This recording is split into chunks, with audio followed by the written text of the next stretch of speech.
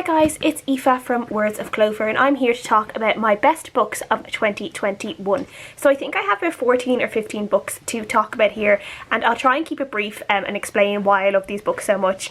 But yeah, I had a really nice reading year. I always have a really good reading year, but there were some really impactful books during 2021 for me, and I'm about to tell you about all of those now. Some of them were impactful, some of them were just pure enjoyment, and yeah, I will get on into it. So my first favourite book of 2021 was actually my very first book of 2021, which is why I love picking like what I hope to be a really good read for my first book of the year, because I think it's just such a good feeling when your first book of the year is a really great one, and I definitely had that in 2021 with Hamnet by Maggie O'Farrell. Now this is on a lot of people's best of 2020 and best of 2021 reading lists, and like there's really I can see why, because it is just such a lovely book. This is historical fiction. We are following the family of William Shakespeare, but William Shakespeare is never named in this. He's just known as the playwright or the writer. We are following his wife, his twin children, his mother and his father, as they kind of all live together while he's away in London most of the time, working as a writer and working on different plays that he is producing and that he's writing. And we follow the family as a really terrible tragedy happens and one of the children gets really sick, and we follow a family as they deal with grief, as they deal with this overwhelming loss and how everyone reacts to it. And I just think the language in this is absolutely beautiful. I really loved the relationships between all the characters. I think Maggie O'Farrell she was just really able to bring the story to life. William Shakespeare's wife Agnes in this as well, she is just such a fascinating story. There was almost like a magical hedge witch nature to it that I loved. And yeah, as I said, there was just really great passages of writing in this. There's one kind of passage about a flea, which is the flea that kind of brings this sickness to England, and we follow the life of this flea and how it gets to the point where, you know, the children get sick in this book. And I just loved that passage so much. I thought it was just done really well, and it's just funny that one of my favourite passages in this book is about a flea. But yeah, that's how powerful and lovely this book is. This is definitely a book that like really tugs on your heartstrings. There are some really emotional moments in it. The very end of this book I think is just absolutely excellent, and I do think if I do reread Hamlet in the future, I'll probably definitely be going into it with a slightly different perspective. This was just absolutely brilliant, and I cannot recommend it enough for anyone who wants to read it this year. My next favourite book of 2021 was Daughter of the Forest by Juliet Marillier. I have a whole video actually talking about this book and why I loved it so much. But again, this is historical fiction. It is set, it's kind of historical fantasy set in ancient Ireland. You're following a girl called Sorcha who her and her brothers are basically enchanted by this evil witch who is actually their stepmother. The brothers turn into swans and Sorcha's voice is taken away, and she's told that she has to take on this really arduous and painful task for years on end.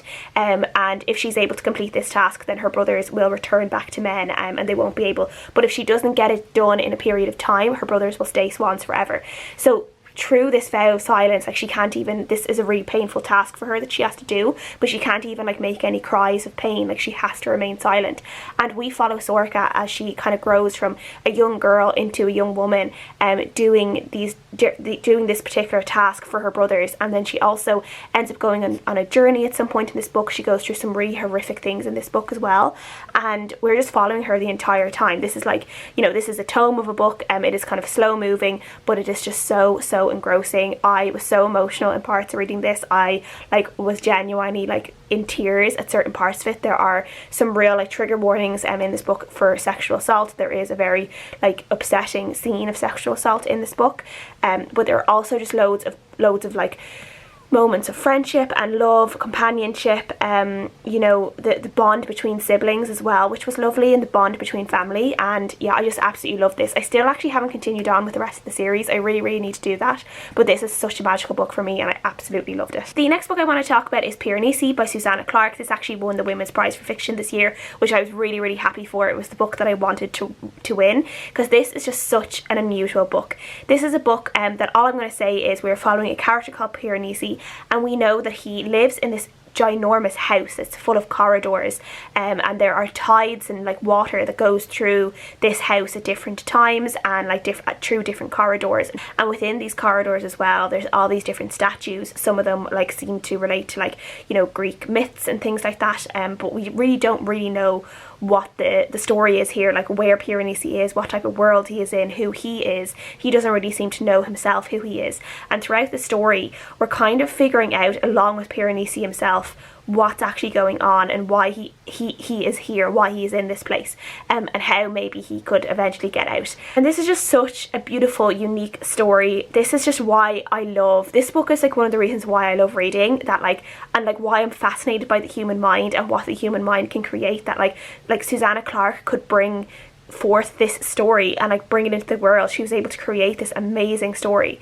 and I now know, having listened to her talk at the Women's Prize for Fiction, how she wrote this book through a period of like chronic illness and chronic pain, and now I kind of understand that. I feel like I can feel that within the bones of the story itself, and it makes a lot of sense. And yeah, I just really enjoy this. It's such a unique, unusual book that's just so beautiful in its telling of the tale of Piranesi, and yeah, I really recommend it. I read it on audiobook, and I really recommend the audiobook because it was really good. Another book I loved in 2021 was Open Water by Caleb Azumah Nelson. I have since I've read this early on in 2021. I've seen loads of other people read this and really rave about it, and I'm so glad that other people seem to like it as much as I did, because this is again such a unique, beautiful piece of writing. In this one we're following a young man as he grows up in London. He is a young black man, and we follow him as he starts this relationship with this girl. At first this girl is his friend's girlfriend, and he starts to develop feelings for her, and eventually their relationship then turns from friendship to a romantic relationship as well.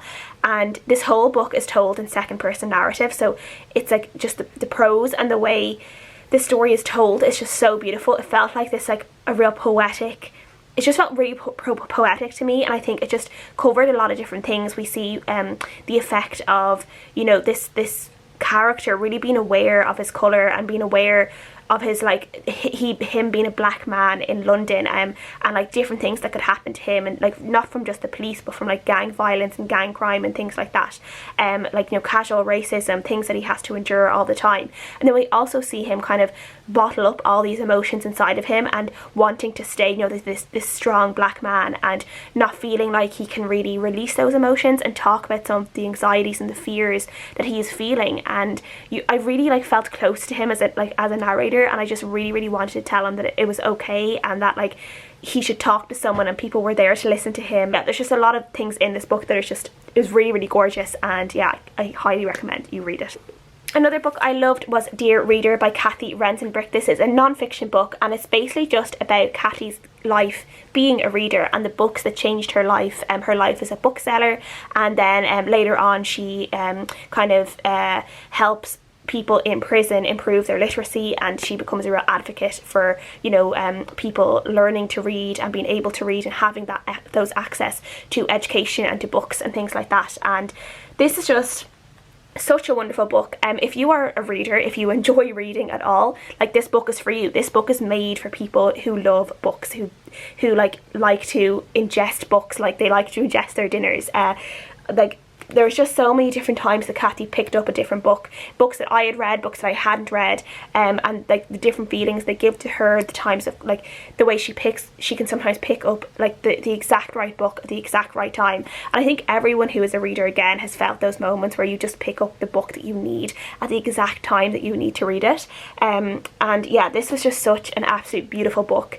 There's nothing much I can say about this except if you are a reader, like, you're pretty much guaranteed that you're going to love this book. I think it's just written in a really nice way, and Cathy's like her voice and her language in this book, it's just so friendly and lovely. It's kind of like just chatting to a friend about their love of books. And yeah, I just love this so much, and yeah, I really can't wait to reread this in the future because it is just such a wonderful book and I loved it so much. Another book I loved, I read during the Irish Readathon, and that was Make Yourself at Home by Ciara Geraghty. I don't have the physical book with me actually because I think I passed it on to my dad because I think he would really love this book as well.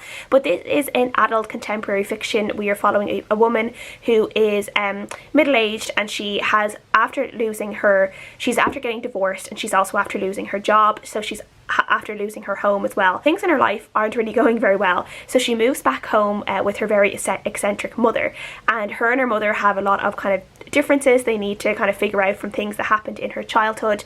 And she kind of comes into her mother's home. Her mother obviously welcomes her with open arms, but then she kind of gets involved in all the different aspects of her mother's life, including this alternative AA like group that she hosts for people who are addicts, and I think they're all alcoholics. And it is just a bunch of really eccentric, lovely people becoming friends and supporting each other through different things, and she kind of becomes involved with this, and they all help her out in different ways, and she helps them, and she gets involved, and she kind of comes back to life a little bit. And this was just such an enjoyable read. This again was a book I just read at the perfect time, and I just really enjoyed myself reading this. It just put a smile on my face, and definitely one I recommend for people who just need something just really nice to read. There are some sad moments in this book as well, but most of all it was just a lovely read. A book I loved that was more on the serious side of things was The Republic of Shame by Caelinn Hogan. This again is another one I read during the Irish Readathon, and this one is this is a non-fiction account. Caelinn Hogan, she went and interviewed a bunch of people who were both somehow involved in the Magdalene laundries and the mother and baby homes in Ireland that operated in Ireland for decades, and destroyed like hundreds of lives. She talks to people who like were involved in the home in some way, whether they were children born in the home, whether they were women who were incarcerated in these homes, or indeed nuns or priests that were somehow involved in these homes or in the running of these homes.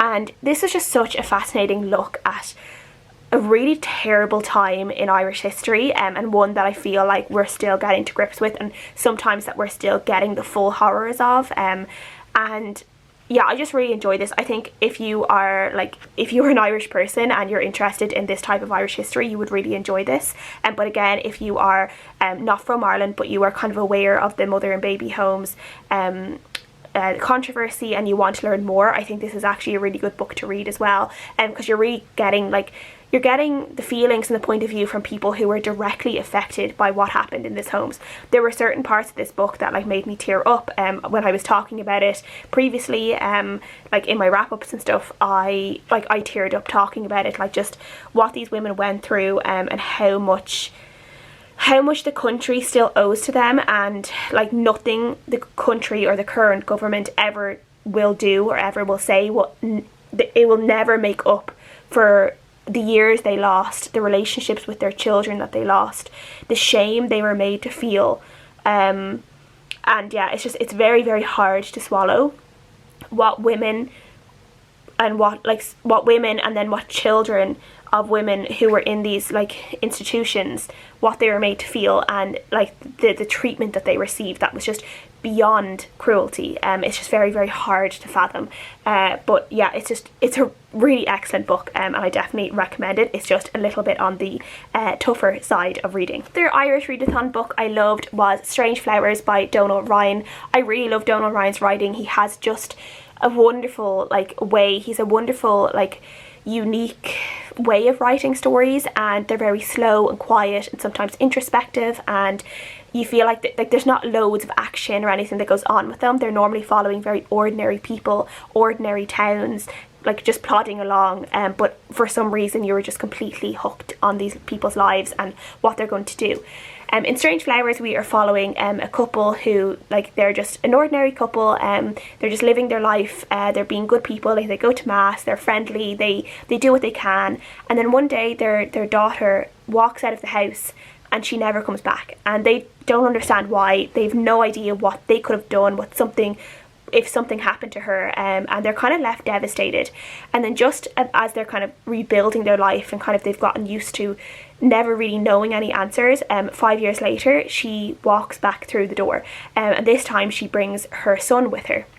And then later on her husband shows up, and her husband is actually a black man from London, and she's been living in London all this time. Her family, how her mother and father kind of cope with this. This is set in the 70s, at the time, particularly small towns in Ireland, they would never have seen a person of colour. It would be something completely foreign to them and completely shocking. So the fact that this man is able to come into this home and then the village and kind of kind of become part of the community and how everyone accepts him, and he becomes this really core part of the community.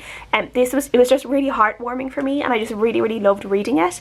But there's also a lot of other secrets about why the daughter left in the first place, why she wanted to leave, and there's a lot of things that eventually come out about that, and we also see the effects of everything on her son later on, as he is a young adult and he's kind of trying to find his own way in life as well. So it's kind of told in like a few different parts through a few different people that are in the story. We get her father's point of view, we get her point of view, and then we get her son's point of view.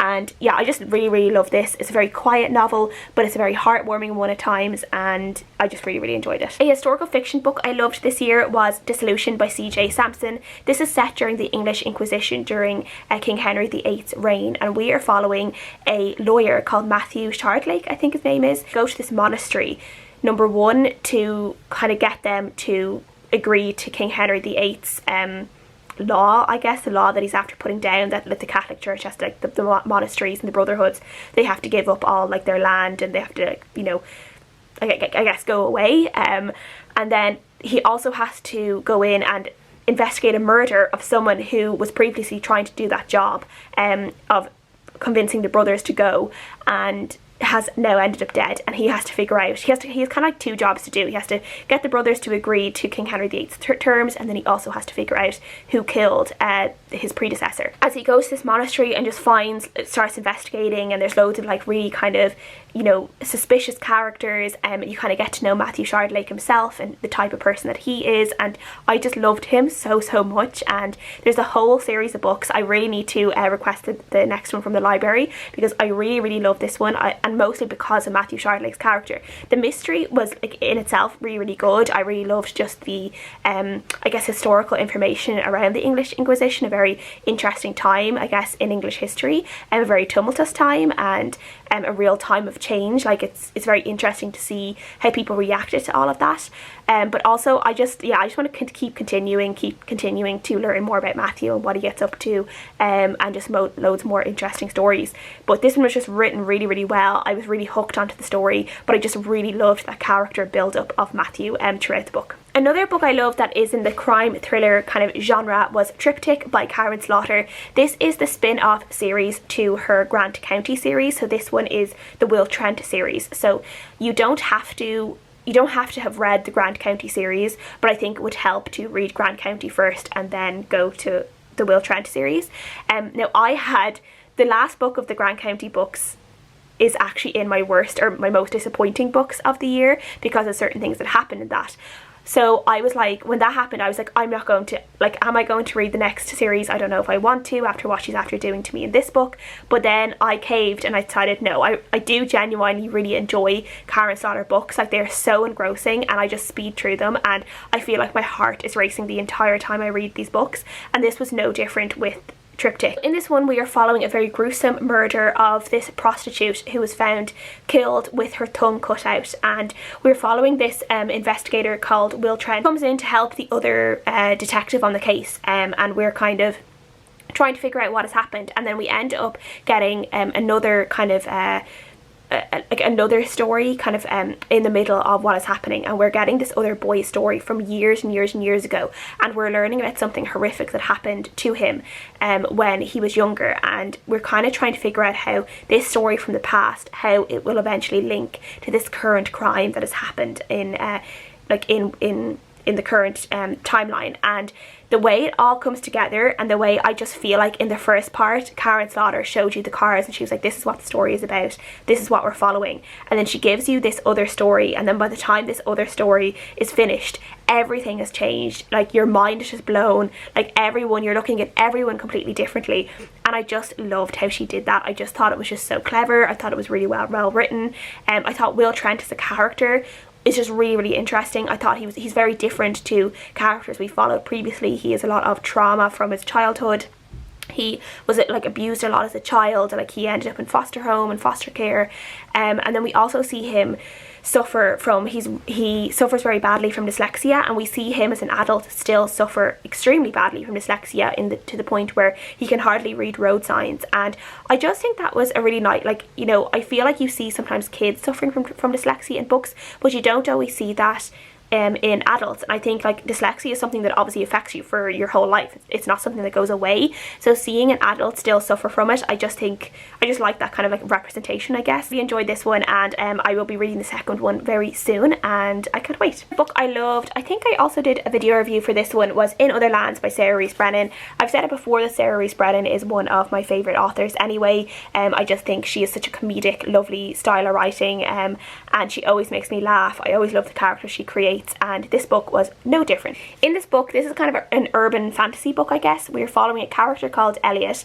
We first meet him when he's like 12 or 13 years old, and he discovers that he's able to kind of see and communicate with magical creatures, and he ends up going beyond the human world into something called the Borderlands, where he ends up going to kind of a type of school, a type of camp, where he learns how to be like whatever he wants to be within this magical world.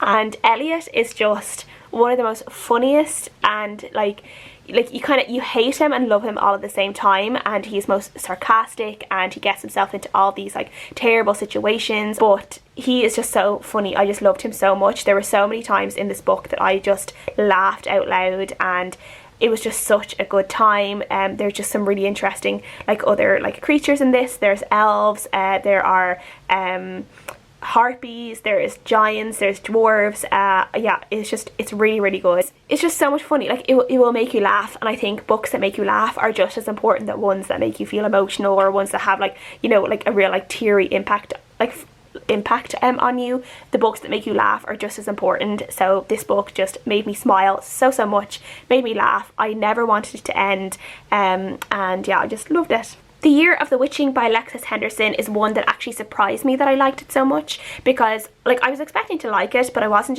expecting to love it.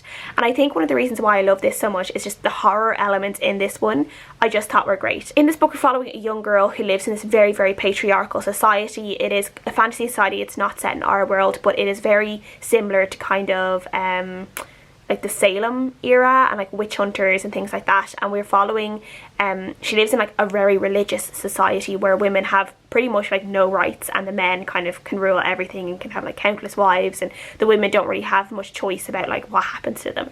And we see her form a kind of a relationship with the woods on the outskirts of her village, which she's always been told is never to go there, like there's dark creatures that live in there. And she ends up kind of exploring it a little bit too much one day, and she kind of starts realizing things about herself and about her past, about her mother, and her links to this forest, while terrible things start to happen to the village and to the people in the village. And she might actually be like the savior of the village. It might actually be up to her to save everyone. But there were just some really amazing horror bits in this book that I absolutely loved. Like things like, you know, fields of blood, and like darkness and plight, and all these different like really like things that like you can really picture, and things that really made me go, ooh, like this is like, ooh, like I like this. I don't like it, but I like it at the same time. And yeah, I just really, really enjoyed this one. I just thought it was really well written, and this one does have a sequel, I think, actually coming out next year, but I actually think you could read it as a standalone. I think it stands really well on its own, and I'm not sure if I actually will go ahead and read the second one, because I just really enjoyed this as a standalone book.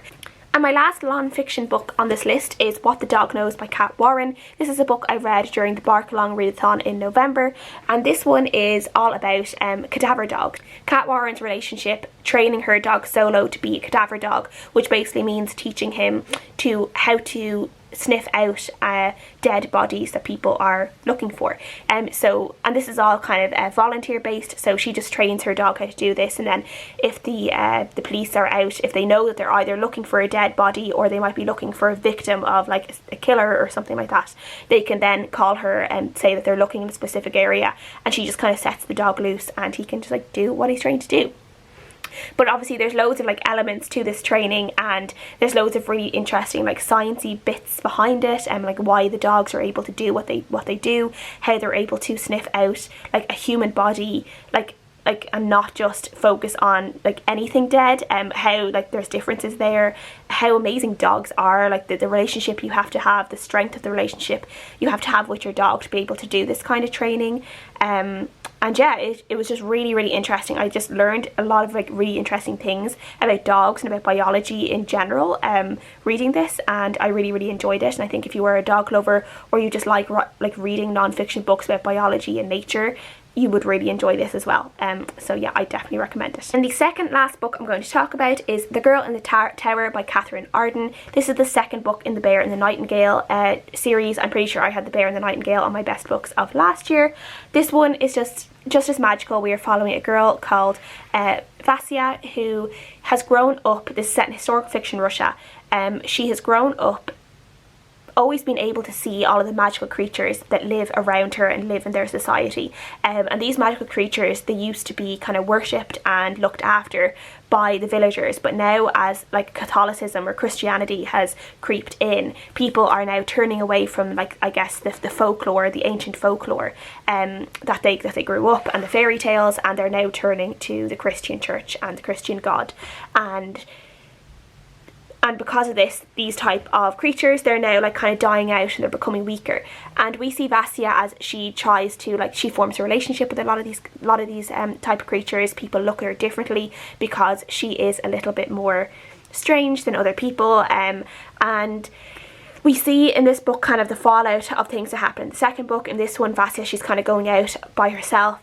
She ends up going to Moscow, and she then disguises herself as a boy, so she's able to participate in a bunch of different things in which, like, she wouldn't be able to do if people knew that she was a girl. Like, she'd just be like kept inside if she was a girl, but she's able to kind of form relationships and alliances and get involved in a bunch of different things because they believe that she is a boy. We see her eventually try and have to save Moscow, the city, from a really big threat, and she might have to use like her relationship with these magical creatures to help save everyone that she loves. This is just written in such a lovely way.